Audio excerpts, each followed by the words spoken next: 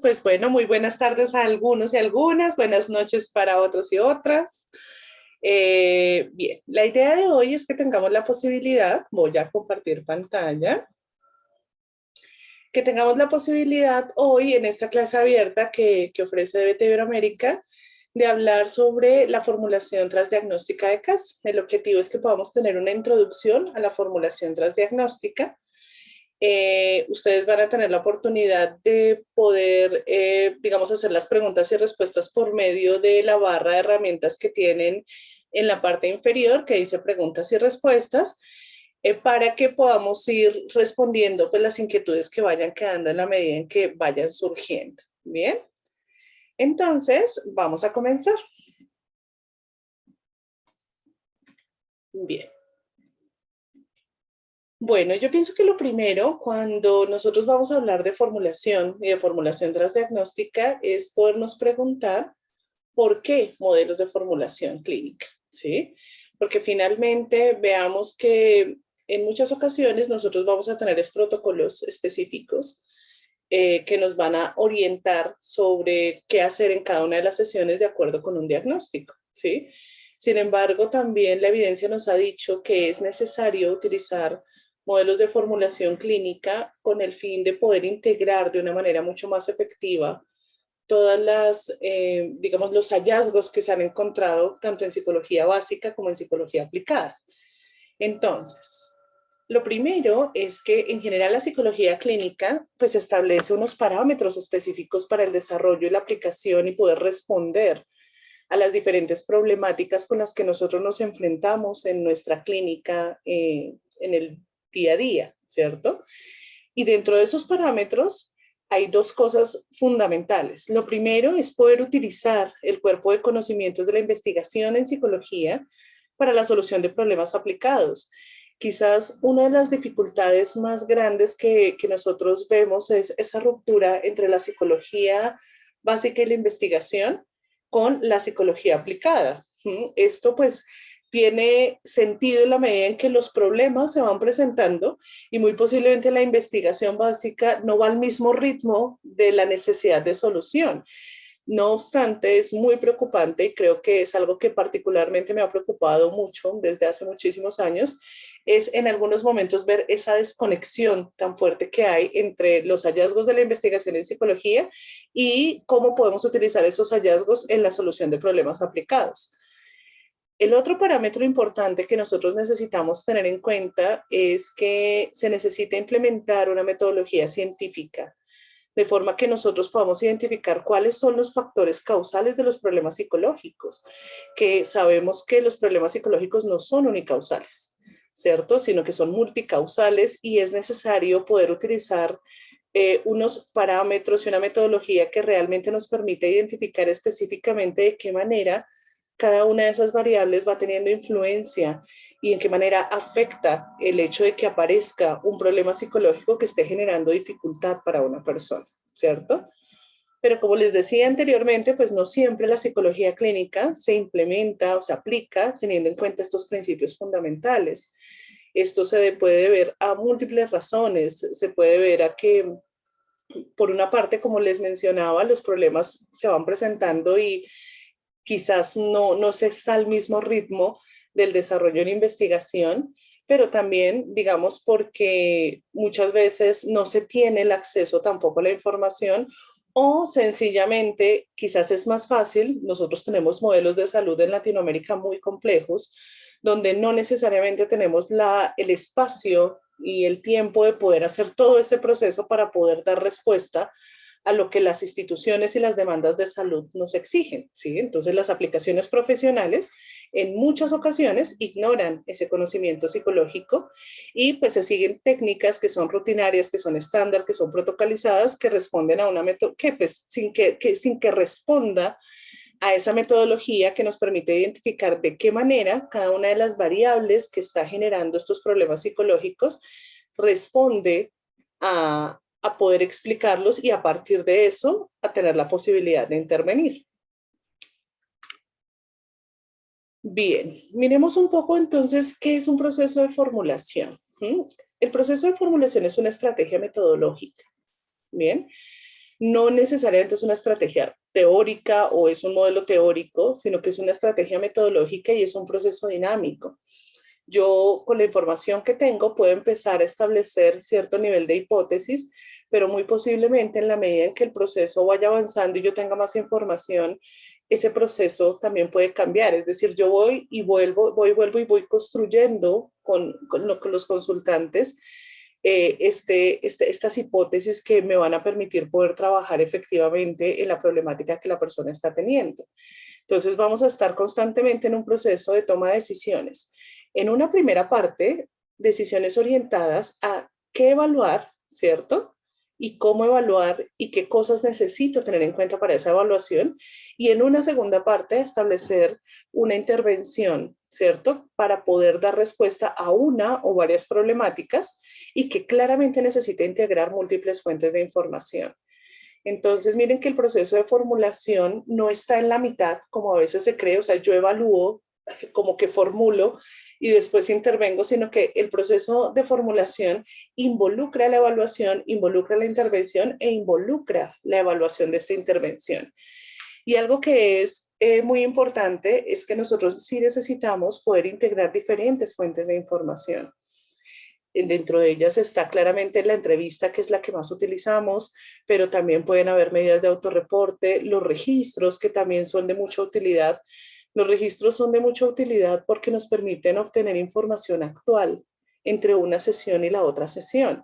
Entonces estamos teniendo constantemente información que nos va ayudando, la observación.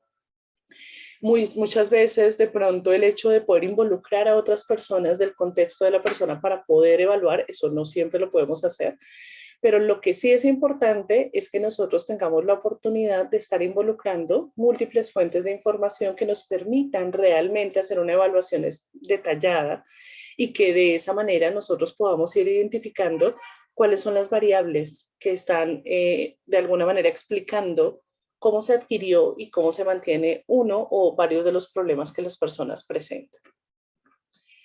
Para tener un contexto, pues digamos que en principio la psicología clínica se organizó por medio de diagnósticos, ¿cierto? Entonces todo lo que tiene que ver con el DSM, todas las versiones del DSM y del CIE-10, el DSM hasta su cuarta versión, nos hablaban, digamos, de categorías discretas, ¿cierto? Y estas categorías discretas dificultaban muchas veces el trabajo porque finalmente nosotros necesitábamos saber que si la persona cumple 4 o más criterios, 5 o más criterios, entonces cumple las condiciones para un diagnóstico, ¿sí? Y si no, pues no. O sea, entonces la gente quedaba como excluida o incluida en un diagnóstico.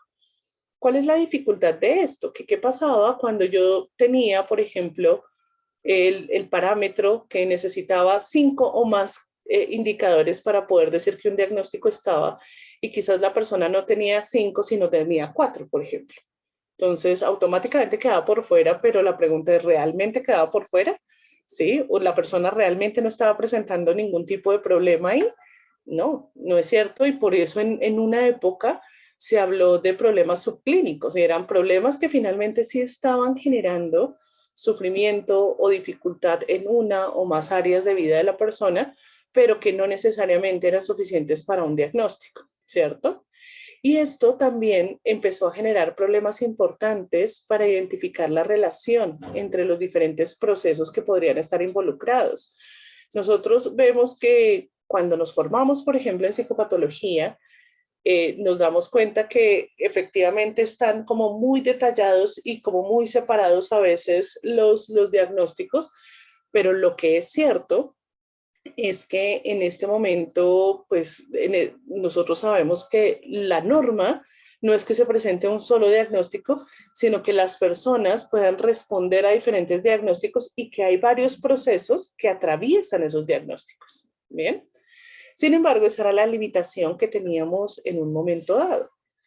Posteriormente, entonces empieza a aparecer el DSM y empieza a aparecer nuevas terapias, ¿cierto?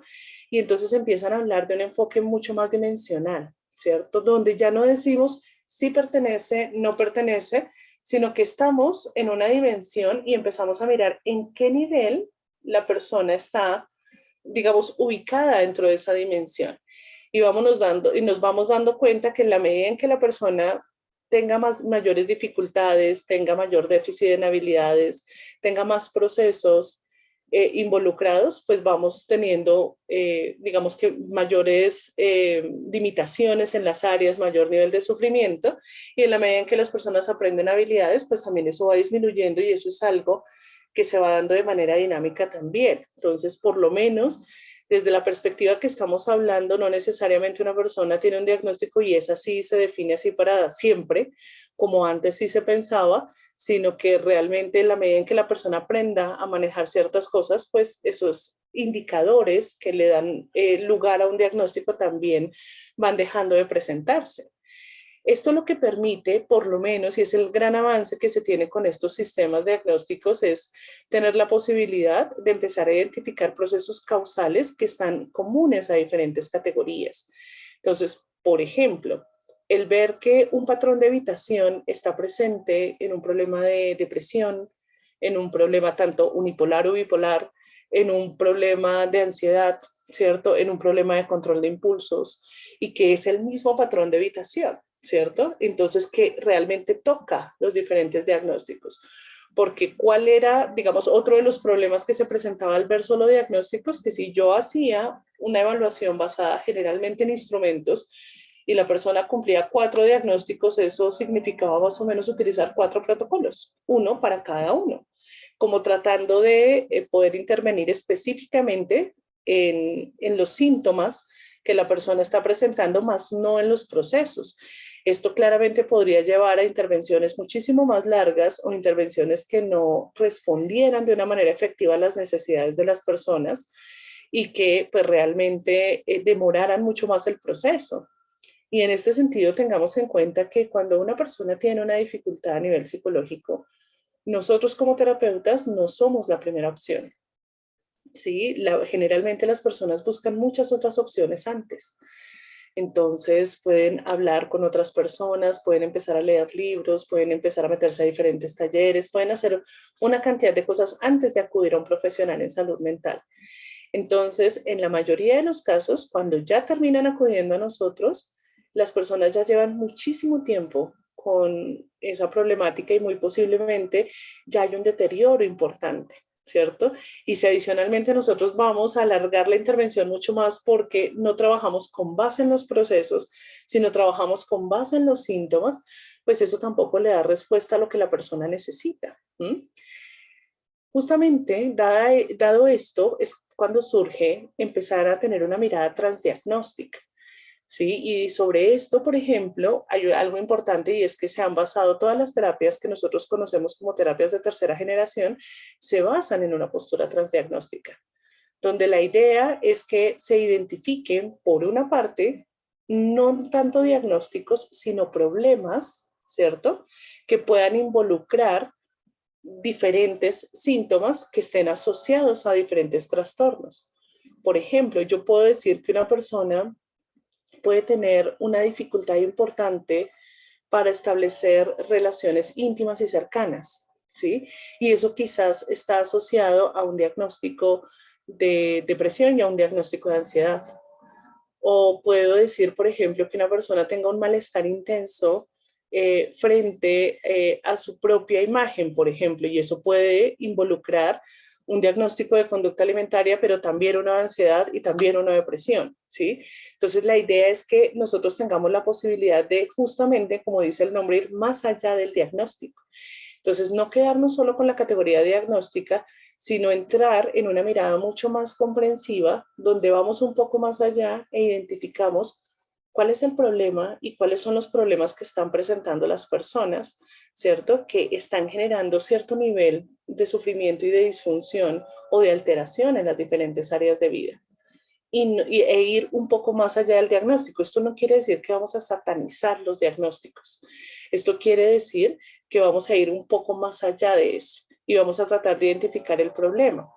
Digamos que la recomendación en general que yo hago para poder empezar a mirar las cosas desde esta perspectiva es que En general tratemos de no ir buscando diagnósticos cuando vamos a evaluar, porque una vez nosotros nos hemos pasado con un diagnóstico, es difícil salirnos de ese diagnóstico para empezar a identificar el problema, sino que primero busquemos con las estrategias de evaluación identificar el problema y posteriormente sí podamos ver cuáles pueden ser los diagnósticos que pueden estar asociados. Bien. Esto también involucra que nosotros empecemos a identificar con los diferentes procesos que vamos a ver más adelante, vulnerabilidades, estas cosas que hacen que una persona tenga mayor probabilidad que otra de poder desarrollar un problema particular, ¿cierto?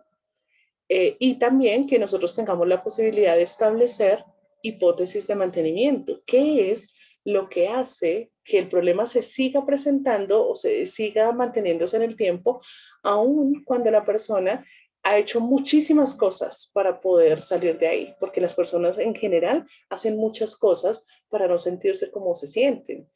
Usualmente las personas pues quieren sentirse bien, quieren estar felices, quieren tener buenas relaciones, quieren tener éxito en lo que hacen, quieren lograr sus objetivos, pero muy posiblemente las rutas que han tomado para poder llegar a eso pues no son las que definitivamente les han permitido solucionar sus problemas. Y para eso, pues la idea es que nosotros empecemos a mirar dentro de los procesos transdiagnósticos cuál es el aporte que da cada uno de esos procesos para poder explicar por qué se sigue manteniendo el problema. Y ahí vamos a tener en cuenta el proceso biológico, el proceso de aprendizaje, el proceso cognitivo y el proceso motivacional.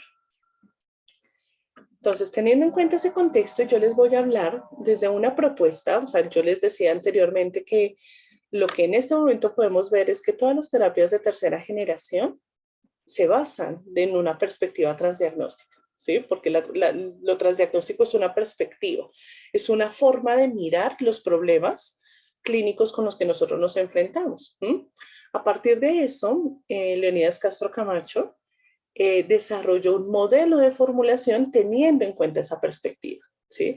Sin embargo, pues este modelo de formulación no es exclusivo, o sea, no es es el único pues, que hay en términos de una visión transdiagnóstica, porque las conceptualizaciones de caso que se plantean desde la terapia de tercera generación siguen esta misma perspectiva.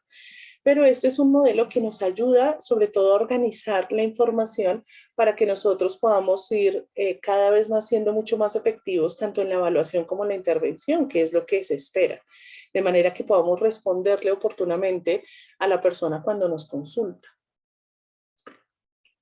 Bien, entonces, ¿qué nos permite, digamos, este modelo de formulación que yo les voy a presentar? Por una parte, nos permite organizar la información. Nosotros cuando empezamos a evaluar y empezamos a trabajar en consulta clínica, obtenemos muchísima información.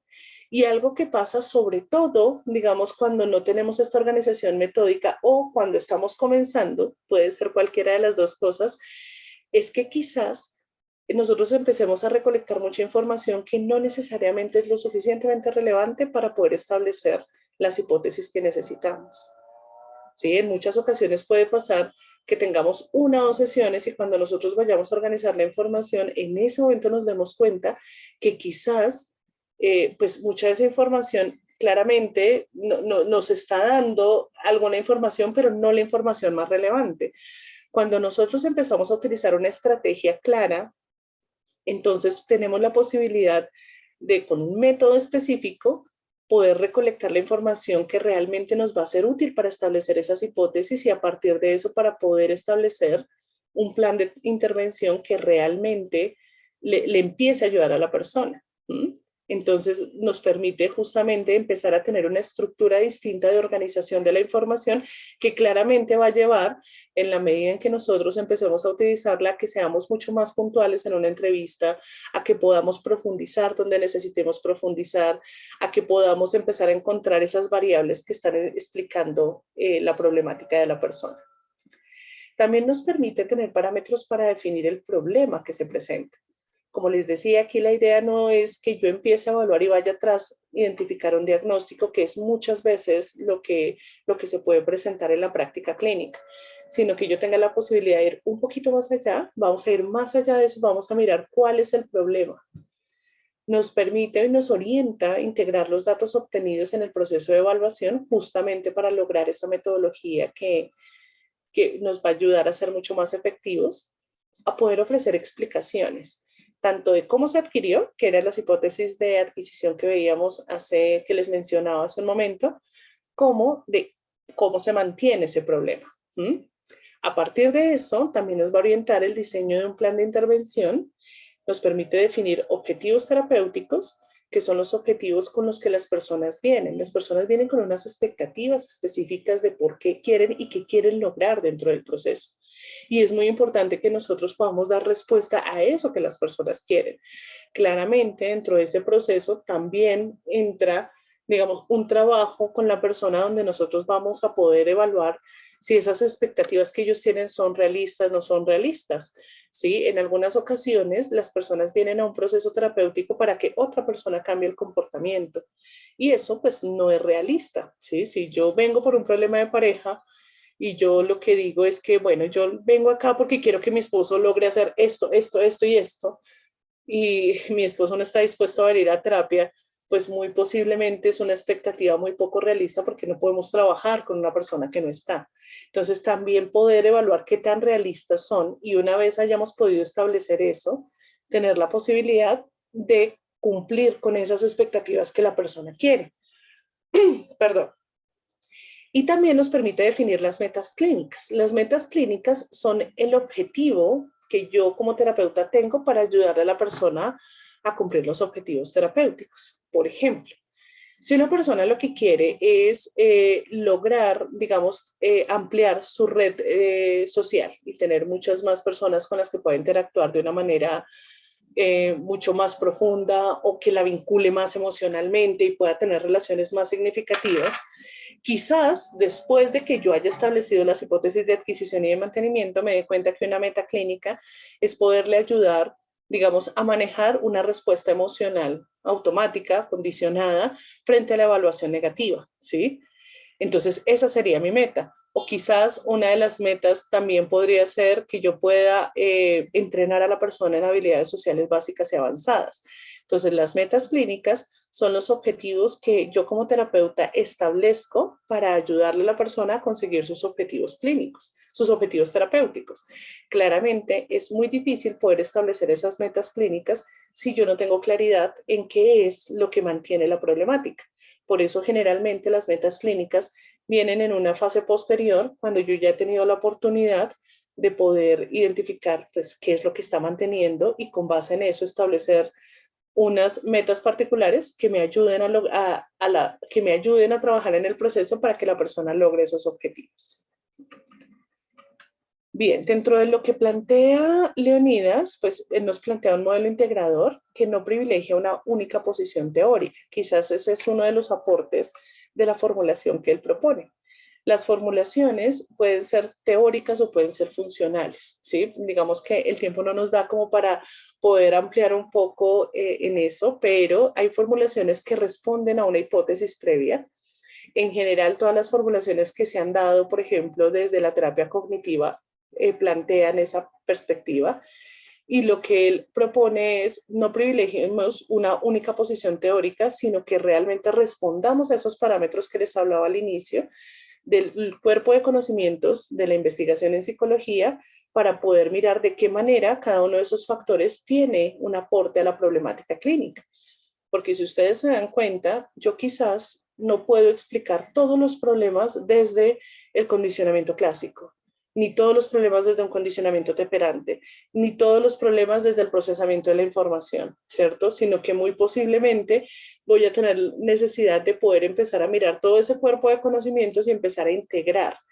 Por lo tanto, la idea es no privilegiar ningún proceso, porque inclusive dos personas que tengan unas problemáticas parecidas pueden tener hipótesis de mantenimiento que estén aportando de forma diferente.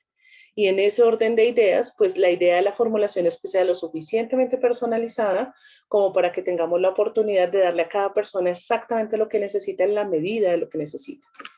Bien, entonces, lo que él propone es que nosotros tomemos los conocimientos de las ciencias biológicas y de las ciencias del comportamiento.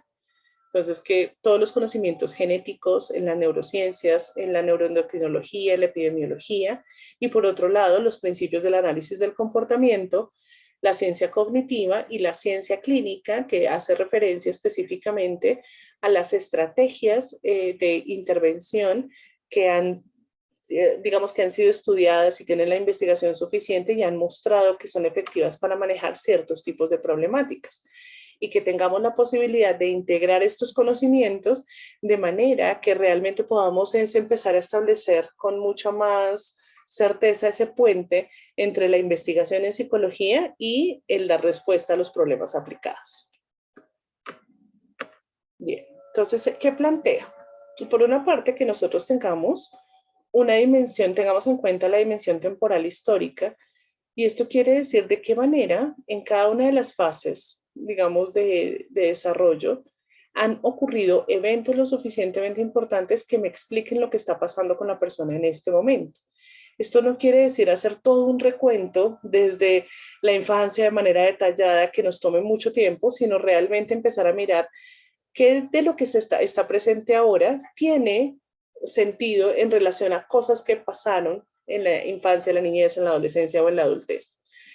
Que en la dimensión individual actual nosotros podamos mirar estos tres procesos grandes, la biología, el aprendizaje y la motivación, cómo están en este momento afectando y cuáles son las hipótesis que estarían contribuyendo a que la persona pudiera estar estableciendo una problemática particular y que podamos tener en cuenta cómo se da este contexto, sobre todo para poder identificar qué factores de riesgo están presentes y podrían dificultar el aprendizaje de nuevas herramientas o de nuevas estrategias que le permitan a las personas desarrollar una manera diferente de abordar los problemas con los que se están enfrentando.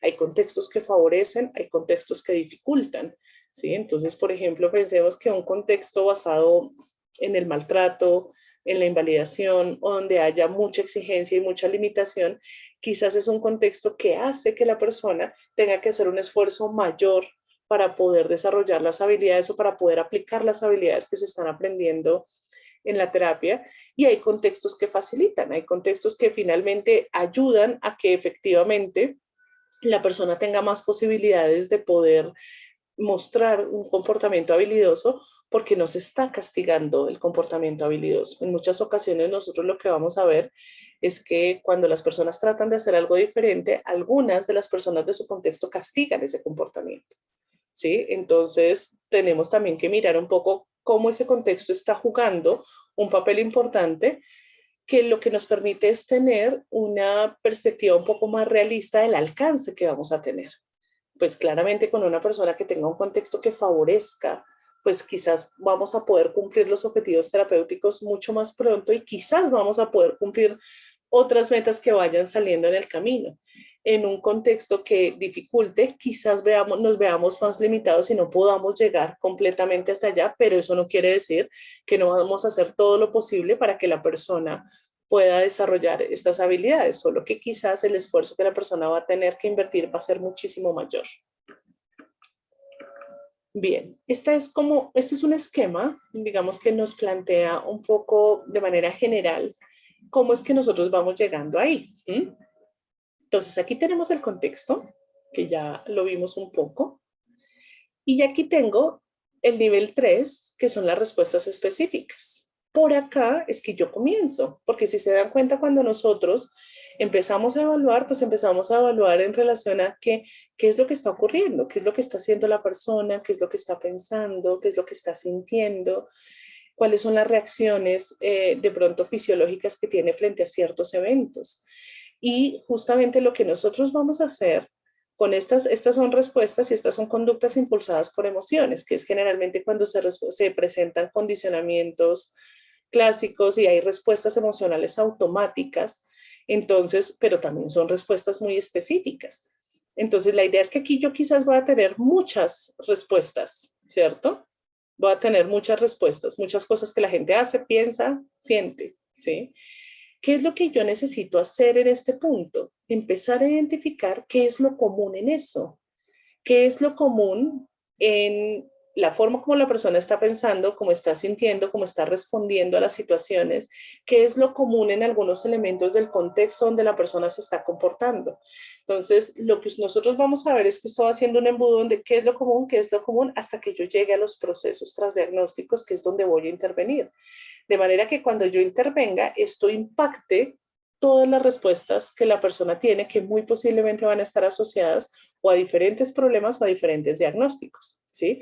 Entonces, una de las herramientas más efectivas para poder establecer qué es lo común es el análisis funcional. El análisis funcional es un análisis conductual muy detallado de en qué momento ocurren esas conductas que están siendo problemáticas y que nos permiten identificar eventos específicos, nos permiten identificar qué pasa con la persona, lo que piensa, lo que siente, lo que tiene ganas de hacer, lo que finalmente hace, pero también nos permiten ver cuáles son las consecuencias.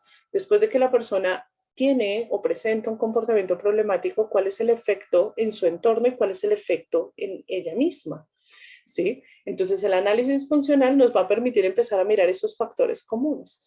Esto es muy importante de hacer porque en muchas ocasiones de pronto solo se tienen dos situaciones específicas, por ejemplo, y ya automáticamente saltamos a hacer una hipótesis. Y quizás eso es como tirar una moneda al aire. Pueda que sí, pueda que no. Si nosotros no seguimos una metodología rigurosa, esto puede ser una limitación y posiblemente cuando empecemos a establecer un plan de intervención, la persona no responde a ese plan de intervención justamente porque quizás no evaluamos con el suficiente detalle. Cuando nosotros hacemos análisis funcional y empezamos a identificar esos factores comunes, podemos empezar a identificar las clases, que son patrones, es decir, esas cosas que se vienen repitiendo y que muy posiblemente se vienen impactando diferentes áreas de ajuste. Nosotros podemos tener clases estructurales que generalmente tiene que ver cuando las personas tienen respuestas emocionales automáticas. Entonces yo empiezo a notar que la persona, por ejemplo, escapa de situaciones donde la van a criticar, pero también donde de pronto puede percibir que se pueden burlar de ella o cuando le hacen un feedback negativo, ¿cierto? Entonces, empezar a analizar de manera muy específica cada una de esas situaciones que se presenta, cómo responde la persona, quizás me permita identificar que hay una respuesta emocional condicionada frente a la evaluación negativa, por ejemplo. ¿Cierto? Y esa ya es una clase. Y quizás eso se presenta en muchas situaciones. Se presenta en la universidad, pero también se presenta algunas veces con los amigos, se presenta con la familia, pero después de que yo haya hecho el análisis funcional de todo eso, puedo empezar a identificar esa clase. De la misma manera, hay clases funcionales, es decir, hay cosas que las personas, digamos, hacen para conseguir lo que necesitan. Entonces yo puedo ver que en una sola clase funcional pueden haber diferentes tipos de comportamientos. Entonces, un ejemplo de una clase funcional puede ser un patrón de evitación. Entonces, veo que la persona tiene un patrón de evitación situacional. Y la persona evita, por ejemplo, ¿y cómo evita? Evita quedándose en la cama, pero también evita, digamos, teniendo mucho tiempo de ocupación en redes con su celular, jugando videojuegos o dejando de asistir, por ejemplo, a su trabajo o a la universidad. Entonces, pensemos que aquí yo solo les mencioné, por darles un ejemplo, 4 tipos de comportamientos muy diferentes, pero que cumplen con la misma función. Entonces, el análisis funcional también nos va a permitir identificar cuáles comportamientos se agrupan para cumplir la misma función y ahí tengo un patrón. Bien, una vez yo haya establecido las clases estructurales, las clases funcionales, ya puedo empezar a identificar de qué manera, ¿cierto? Esos procesos empiezan a influir. Entonces ya, por ejemplo, si hay algo a nivel biológico o algo a nivel emocional, entonces, ¿de qué manera eso está aportando al desarrollo del problema? Si hay algo de aprendizaje en términos de las reglas que aprendí, también voy a poder mirarlo. Si hay algo en términos de la motivación, es decir, qué me aleja y qué me acerca, porque la motivación desde esta perspectiva no necesariamente se explica como un factor interno, sino se explica como cuál es la perspectiva, la anticipación o la perspectiva que yo hago de ciertas situaciones para elegir alejarme o elegir acercarme a cierto tipo de situaciones. Y ahí voy a empezar a identificar cuáles procesos están involucrados, no siempre todos los procesos están involucrados, y en qué medida esos procesos están involucrados. Sobre esos procesos vamos a ampliar un poquito más adelante, entonces por ahora lo vamos a dejar ahí. Pero lo que me parece importante es que van viendo que uno parte de muchas cosas y lo importante siempre la pregunta es, ¿cuál es el factor común? ¿Cuál es el factor común para ir llegando a los factores comunes específicos que es sobre los que yo voy a intervenir? Bien, entonces fíjense que este es un proceso generalmente de análisis y de abstracción. Entonces estoy analizando de manera específica y estoy abstrayendo los factores comunes. Quizás son los dos procesos más importantes dentro del proceso de evaluación e intervención clínica, análisis y abstracción. Bien, dentro de lo que se plantea que la formulación tiene tres fases, ¿sí? Una fase descriptiva, una fase inferencial y una fase de validación. Entonces vamos a mirar qué involucra cada una de estas fases.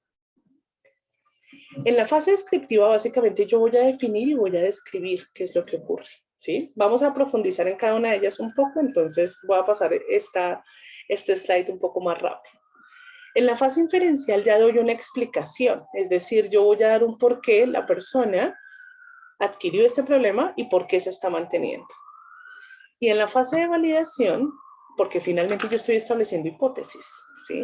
Entonces, no porque yo establezca una hipótesis, es así, yo tengo que validar esa hipótesis. Y generalmente en clínica la validación se da mediante el tratamiento. O sea, el tratamiento funcionó o no funcionó.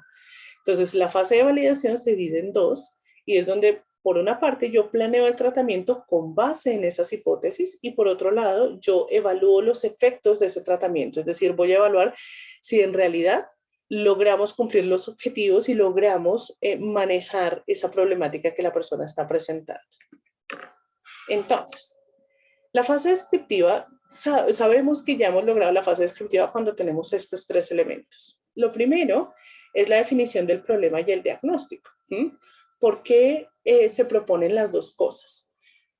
Primero, porque la definición del problema es la que tiene utilidad clínica. Y el diagnóstico es lo que nos permite comunicarnos con otros profesionales, pero también lo que nos permite buscar la información en las bases de datos o en las revistas para poder identificar cuáles son las estrategias que mejor responden, porque en general el diagnóstico lo que ha favorecido es que haya una mejor comunicación entre la comunidad científica, ¿cierto? Sin embargo, ya como hemos visto anteriormente, la utilidad clínica del problema la utilidad clínica de definir el problema es muchísimo mayor, porque claramente nos permite comprender exactamente qué es lo que le ocurre a la persona. Entonces la idea es que tengamos las dos, ¿sí? Como les decía, esto no se trata de satanizar el diagnóstico, sino de poder mirar qué nos sirve para qué, ¿sí? Yo recuerdo que en alguna ocasión el mismo Leonidas nos decía, bueno, ¿y qué es más útil, un cenicero o un martillo? Depende de para qué lo necesites. Y justamente por lo mismo está esto, la definición del problema tiene una utilidad mayor a nivel clínico y el diagnóstico más para comunicarnos con otros profesionales y buscar información. Definir las respuestas específicas.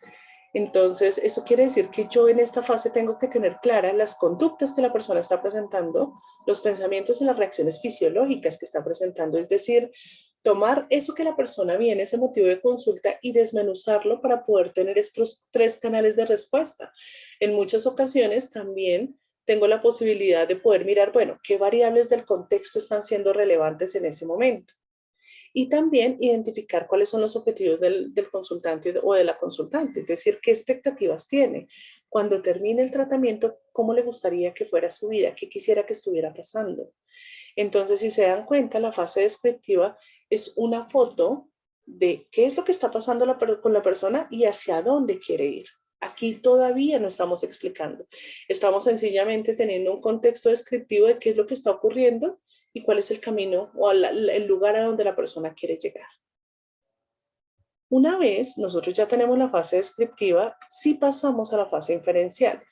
En esto vale la pena decir que a veces por tiempo, por presión, porque de pronto en el momento lo podemos ver como más práctico, saltamos la fase descriptiva y no tenemos una fase descriptiva, sino de una vez ya estamos lanzando hipótesis. Como les dije, hacer esto es como una moneda al aire. Puede que sí, puede que no. ¿Sí? Entonces, no es lo más conveniente teniendo en cuenta que es nuestra responsabilidad poder ofrecer las mejores estrategias posibles. Ya posteriormente, en la fase inferencial o ya la segunda fase, nosotros pues vamos a dar cuenta de la explicación. Entonces, aquí es donde establecemos las clases de respuesta que veíamos hace un momento. ¿Cuáles son los patrones de comportamiento o cuáles son los patrones bajo los cuales las personas están enfrentando, afrontando y asumiendo los problemas que están teniendo? Vamos a establecer las hipótesis de adquisición. Vamos a identificar factores de riesgo y de protección. Los factores de riesgo y de protección son importantes sobre todo para mirar el pronóstico, ¿sí? Los factores de riesgo, como les mencionaba hace un momento, pues nos permiten mirar un poco ese contexto en el cual está la persona, qué tanto va a facilitar que efectivamente pueda comportarse de manera habilidosa o qué tanto va a dificultar que eso pase. Y los factores de protección, que es un aspecto que usualmente no tenemos tanto en cuenta, es con qué viene la persona. Es muy ingenuo pensar que la persona viene sin absolutamente nada, con un déficit completo de todo, y nosotros vamos a llegar a solventar eso. Eso no es real. Las personas tienen cosas que les ayudan, ¿cierto? Tienen habilidades, tienen interés, pueden tener ciertas capacidades que nosotros necesitamos empezar a identificar, porque finalmente esos factores de protección son cosas o aspectos que nosotros vamos a tener de soporte para a partir de ahí empezar a enseñar las nuevas cosas, ¿sí? Es lo que nos permite identificar que no necesitamos partir de cero, sino poder identificar qué cosas sí tiene la persona y a partir de eso tener la posibilidad de poder utilizarlo como algo, como un recurso que nos permita desarrollar el tratamiento que nosotros vayamos a plantear. Y las hipótesis de mantenimiento que tienen que ver justamente con los procesos básicos. Entonces vamos a mirar un poco tanto las hipótesis de adquisición, vamos a hacer énfasis un poco en eso, como en las hipótesis de mantenimiento. En las hipótesis de adquisición, básicamente yo estoy viendo vulnerabilidades. Como les decía, las vulnerabilidades hacen referencia a aquellos aspectos que hacen que esta persona tenga más probabilidad que otra de poder desarrollar un problema. No quiere decir que las vulnerabilidades son la causa específica, no. Eso es lo que nos permite mirar. Esta persona que vivió esta situación tiene más probabilidad que otra quizás de desarrollar un problema particular. Entonces, las vulnerabilidades no necesariamente son factores causales. Entonces, el planteamiento es que nosotros podamos mirar, por una parte, si hay vulnerabilidad biológica. Entonces, esta vulnerabilidad biológica se refiere a aspectos genéticos. Nosotros sabemos que muchos de los problemas en salud mental tienen una carga genética, ¿sí?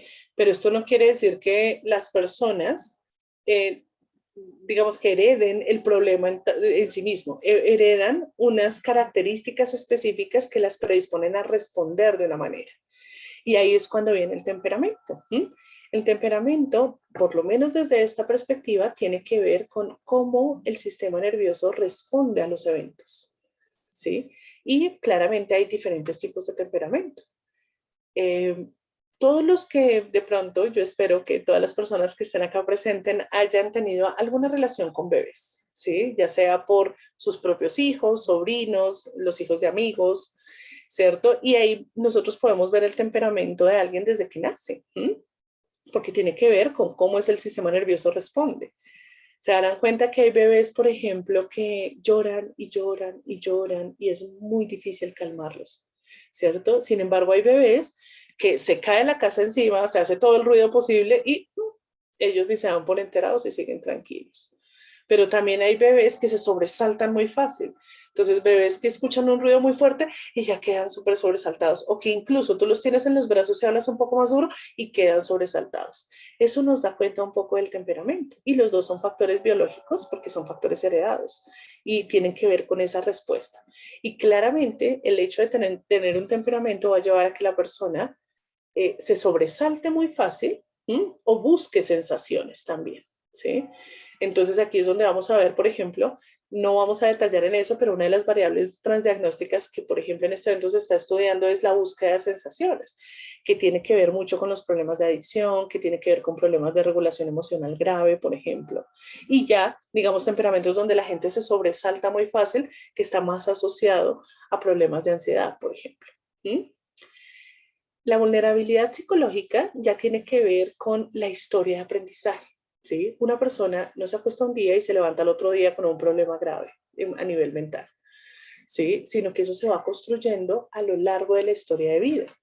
Entonces, por una parte, vamos a tener experiencias de falta de predicción y control. ¿Sí? En algunas ocasiones las personas tienen una u otra o las dos.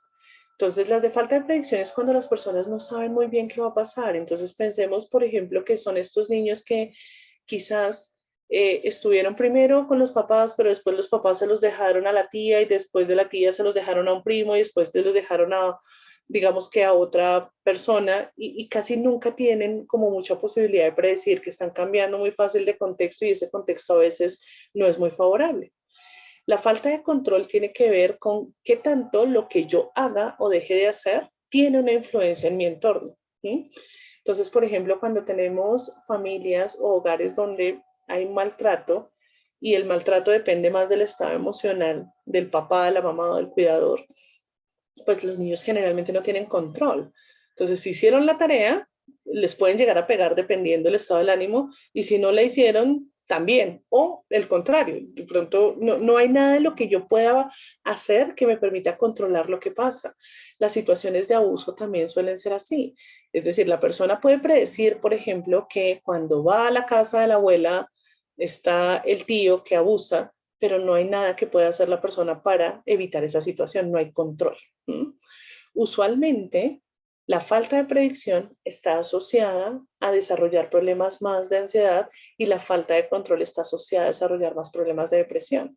Pero como usualmente ese tipo de experiencias vienen juntas, ¿sí? Casi digamos que no es tan probable que solo haya predicción o solo haya control dentro de la historia de aprendizaje, sino que hay experiencias de falta de predicción y control. Por eso es que nosotros vemos con tanta frecuencia trastornos mixtos donde hay sintomatología depresiva y sintomatología ansiosa. ¿Mm? También hay factores relacionados con la crianza. Entonces, las personas tuvieron una crianza más autoritaria o más permisiva o más ambivalente, por ejemplo, o más orientada al sobrecontrol emocional. ¿Mm? Entonces, ¿qué fue lo que me enseñaron mis papás y cómo fue el establecimiento de normas? ¿Cómo fue la interacción con ellos? ¿De qué tanto me permitían desarrollar autonomía o no? También tiene que ver con el desarrollo de problemas psicológicos. La restricción de contextos. Hay personas que quizás tuvieron una restricción para desarrollar habilidades sociales, porque, por ejemplo, el papá o la mamá no les daban permiso de relacionarse con absolutamente nadie, ¿sí?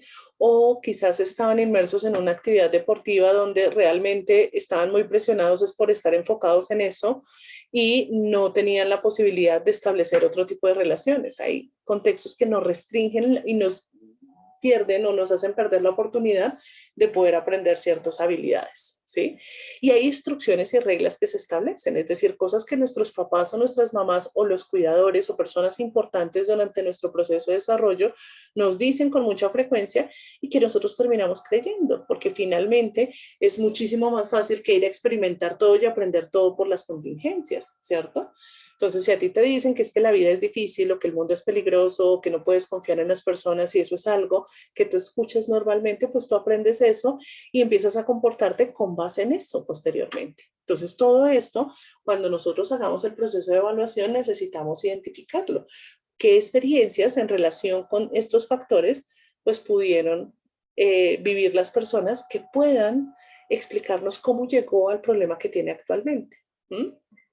Y los factores de riesgo sí están mucho más asociados a poder identificar qué está pasando en el contexto actualmente, ¿cierto? Es decir, cómo está ese problema en relación con lo que la persona está viviendo en su cotidianidad en este momento.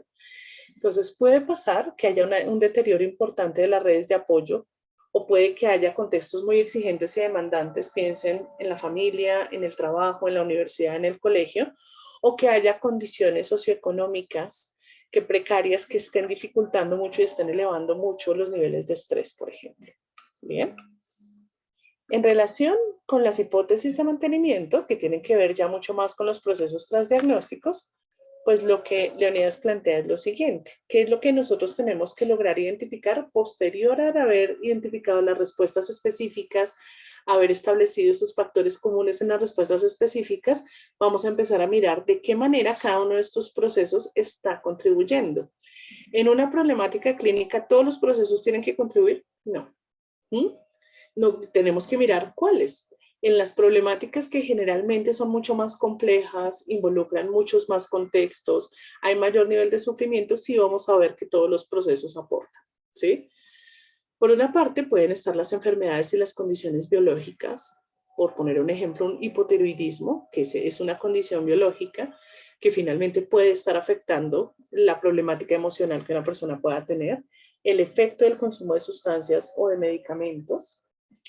En el aprendizaje vamos a mirar principalmente las respuestas emocionales condicionadas. Nosotros sabemos que una respuesta emocional es condicionada cuando ante un evento específico la persona tiene una respuesta emocional muy intensa, ¿sí? Entonces ahí vamos a ver que muy posiblemente ese tipo de eventos, y nosotros necesitaríamos saber cuál es el factor común de esos eventos, que es la clase estructural de la que hablamos hace un momento, está ahí. Entonces yo puedo tener, por ejemplo, una respuesta emocional condicionada, como les ponía el ejemplo, frente a la evaluación negativa, pero también puedo tener una respuesta emocional condicionada frente a las sensaciones fisiológicas, o puedo tener una respuesta emocional condicionada frente a, por ejemplo, personas de autoridad, o puedo tener una respuesta emocional condicionada frente a la falta de predicción, ¿sí? O a la incertidumbre. Entonces aquí la idea es que nosotros podamos identificar cuáles son esas respuestas condicionadas. Y en aprendizaje también se identifican cuáles son los déficits en los repertorios. La persona tiene un déficit para afrontar adecuadamente situaciones de estrés, o un déficit en habilidades sociales básicas, o un déficit en habilidades sociales avanzadas, por ejemplo. A nivel cognitivo, básicamente, la que generalmente está es el desconocimiento del problema y los factores que las mantienen, ¿sí? Y por eso una parte del proceso terapéutico involucra que nosotros tengamos la oportunidad de explicarle a la persona cuál es el problema, cuáles son los problemas, por qué llegó ahí y por qué se está manteniendo. Porque muy posiblemente si las personas supieran hacer ese análisis previamente, pues no nos necesitarían a nosotros ni necesitarían un proceso terapéutico para poder solucionar ese problema. Casi siempre las personas tienen hipótesis distintas de por qué les pasa lo que les pasa. Entonces, un buen ejercicio para que la persona tenga un poco más de comprensión es poder presentar todo esto que nosotros hemos podido identificar. Lo otro, digamos que son las reglas verbales, y aquí están reglas verbales, creencias centrales, intermedias y distorsiones. ¿Por qué? Porque, como les decía, la idea de esta propuesta es que no se privilegie un modelo teórico particular. Entonces nosotros vamos a ver que para abordar todo eso que pasa bajo la piel y que pasa en nuestra cabeza, tenemos por lo menos desde las terapias basadas en la evidencia dos posturas. Una relacionada con la terapia cognitiva y otra relacionada con la propuesta que hace el análisis del comportamiento sobre las reglas verbales. ¿Vamos a tener una y la otra? No, necesita, porque las dos parten de hipótesis diferentes, pero la idea es que se tenga la libertad de poder elegir una de las dos, porque en este momento pues hay evidencia de la terapia cognitiva para algunas problemáticas y hay evidencia de los marcos relacionales para otras, ¿sí? Entonces, la idea es que nosotros miremos si nos vamos a ir por explicar todo desde las reglas verbales o si vamos a irnos para explicarlo desde las creencias centrales intermedias y las distorsiones, que es todo el modelo de esquemas. Finalmente, a nivel motivacional, pues lo que vamos a ver ya son los patrones de comportamiento, porque los patrones de comportamiento son lo que nos impulsa o aproximarnos o alejarnos. Entonces, dentro de los patrones de comportamiento que nosotros podemos encontrar está el patrón de evitación, que puede ser una evitación emocional o una evitación situacional, el patrón agresivo o el patrón impulsivo, ¿sí? ¿Podemos tener solo uno de esos? Sí. ¿Podemos tenerlos todos? También, ¿sí? Por eso el análisis funcional nos va a decir realmente cuáles son los patrones que están presentes. Una vez nosotros hemos identificado cuáles hipótesis de mantenimiento, es decir, qué procesos y en qué medida cada proceso está aportando al desarrollo de la problemática, en ese momento es que nosotros podemos establecer una intervención. ¿Mm? Antes sería muy apresurado y muy posiblemente muy irresponsable, ¿sí? Sin embargo, pues vamos a hacer la salvedad ahora porque cuando hay un alto nivel de riesgo, esa regla cambia, pero es solo en ese caso específico. ¿Mm? Entonces, a partir de poder tener más claras, a partir de estos procesos, las hipótesis de mantenimiento, es que nosotros establecemos el plan de intervención y es ahí cuando venimos con esa fase de validación. Entonces, dentro de la planeación, ¿se acuerdan que les dije que eran dos fases? Entonces, dentro de la planeación de la intervención, lo primero que hacemos es que vinculamos las hipótesis de mantenimiento con las metas clínicas, que ya las explicamos hace un momento. A partir de que de la selección de esas metas clínicas, pues yo voy a seleccionar las estrategias de intervención que me permitan cumplir con esas metas clínicas. Y aquí la idea es que nosotros podamos utilizar estrategias de intervención que tengan una base en la evidencia científica. Y posteriormente, una vez yo ya haya elegido esas estrategias, pues yo ya voy a diseñar de manera específica y muy personalizada las actividades clínicas que me van a permitir cumplir con las metas. Bien. La otra fase, digamos que está en la validación o la otra etapa, es evaluar el impacto de la intervención. Yo necesito tener indicador más allá de que la persona me diga que se siente mejor, que claramente es un indicador importante, pero no es el único que puedo tener en cuenta, indicadores que me permitan a mí ver si la persona realmente ha avanzado. Yo puedo utilizar medidas de verificación, cuestionarios de autorreporte, puedo tener también pruebas psicométricas, indicadores de progreso, es decir, cuando la persona me da a mí los objetivos, yo empiezo a decir, bueno, el hecho de que tú puedas tener relaciones mucho más cercanas y ampliar tu red significa qué específicamente para ti. Y ahí voy a tener unos indicadores que yo voy a ir evaluando si efectivamente, digamos que la persona los está cumpliendo, o sea, estamos llegando a ellos o no. Y en esta etapa se recomienda que nosotros tengamos que una posibilidad de planear la prevención de recaídas o el mantenimiento del progreso. Entonces, que nosotros tengamos la posibilidad de establecer algunas estrategias que le permitan a las personas tener disponibles las herramientas y las habilidades que hemos aprendido y de esa manera que tengamos la posibilidad de poder avanzar. Bien. Bueno, yo les decía que había una excepción y en esa excepción básicamente está cuando las personas están presentando conductas de riesgo como pues, riesgo suicida, autolesiones, son en los únicos casos en que yo no espero tener toda una formulación para empezar a intervenir, porque el nivel de riesgo es alto y necesito empezar a intervenir antes. En esos casos yo empiezo a intervenir antes de eso. Por eso, de pronto, si algunos de ustedes están familiarizados con la conceptualización de caso de DBT, que DBT es terapia dialéctica conductual, que es un programa especializado en el manejo de problemas emocionales graves donde hay involucradas conductas de riesgo, ¿cierto? La primera fase está muy orientada a poder darle a la persona herramientas para tolerancia al malestar y otras habilidades, de manera que puedan aprender a manejar sus crisis y podamos ir eliminando el nivel de riesgo. Ya cuando pasamos a una segunda fase de tratamiento es cuando ya vamos a trabajar los otros problemas clínicos y en el marco de la DBT, en ese punto es donde vale la pena hacer este proceso de formulación. ¿Sí? Porque ya hemos disminuido el nivel de riesgo y ya estamos enfrentándonos a esas otras problemáticas y ahí quizás yo necesite establecer las hipótesis de mantenimiento, las hipótesis de adquisición, la definición de esos problemas que están manteniéndose y adquiriéndose y que se adquirieron de la manera como yo estoy planteando y poder establecer la intervención. Bien. Bueno, espero, pues hasta el momento voy a abrir acá, pero creo que no hay preguntas. ¿Cierto? Espero pues este espacio les haya dado un poco de claridad. Entiendo que puede ser un tema que requiera ampliarlo un poco más, pero la idea era poder dar una introducción sobre lo que implica o a qué se refiere una formulación transdiagnóstica. Y me gustaría aprovechar este momento para invitarlos, ya para finalizar, al segundo Congreso Iberoamericano de DBT, que vamos a tener entre el 27 de septiembre y el 2 de octubre. Es un congreso virtual donde tendremos muchísima actualización. Digamos que claramente van a haber presentaciones de los avances que se han venido desarrollando en Latinoamérica sobre diferentes aspectos de la DBT, pero también va a ser un espacio de actualización en DBT, entonces creo que vale la pena. Ahí ustedes tienen la página del Congreso, donde tienen la posibilidad de ya ver el programa, de ver cuáles son los ponentes y pues esperamos verlos. Vamos a estar desde Buenos Aires, todos los entrenadores apoyando el Congreso y pudiendo estar transmitiendo desde ahí. Entonces, pues muchísimas gracias. Me alegró mucho haber compartido este espacio con ustedes y pues espero nos podamos ver en una siguiente ocasión.